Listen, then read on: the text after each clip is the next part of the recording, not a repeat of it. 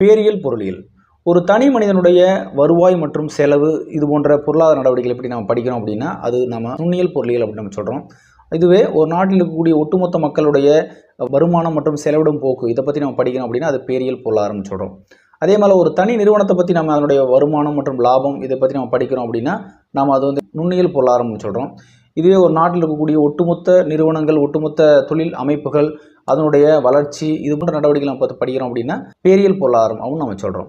ஆக ஒட்டுமொத்தங்களை பற்றி படிக்கக்கூடிய இயல் தான் நம்ம என்ன சொல்கிறோம், பேரியல் பொருளாதாரம் சொல்கிறோம். பேரியல் பொருளியல் என்பது பொருளாதார அமைப்பு முழுமையும் படிப்பது ஆகும். 50 ரூபா இந்த காய்கறிலாம் 50 ரூபா 80 ரூபா 100 ரூபான்னு வித்திட்டு இருக்கு. காய்கறிகள் மற்றும் உணவுப் பொருட்களின் விலை உயர்வே பணவீக்கத்திற்கு காரணமாக கூறப்படுகிறது. இப்போ ஒரு பொருளோட விலை மட்டும் இல்லாமல் நாம் பயன்படுத்தக்கூடிய பெரும்பாலான பொருட்களுடைய விலைகள் அதிகரிச்சிட்டே போகுது, ஒவ்வொரு ஆண்டும் அதிகரிச்சிட்டே போகுது என்ன சொல்கிறோம், பணவீக்கம் அப்படின்னு நம்ம சொல்கிறோம். பணவீக்கம் என்பது பொதுவான விலை அளவு தொடர்ந்து அதிகரிப்பதை குறிக்கும்.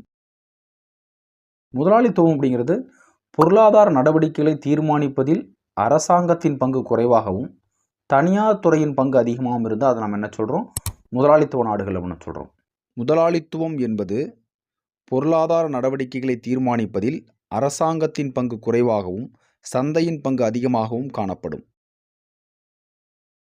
ஒரு பொருளாதாரத்தில் இருக்கக்கூடிய பல்வேறு துறைகளுக்கு இடையே இருக்கக்கூடிய தொடர்பைத்தான் இந்த வருமானத்தின் வட்ட ஓட்டம் விளக்குகிறது.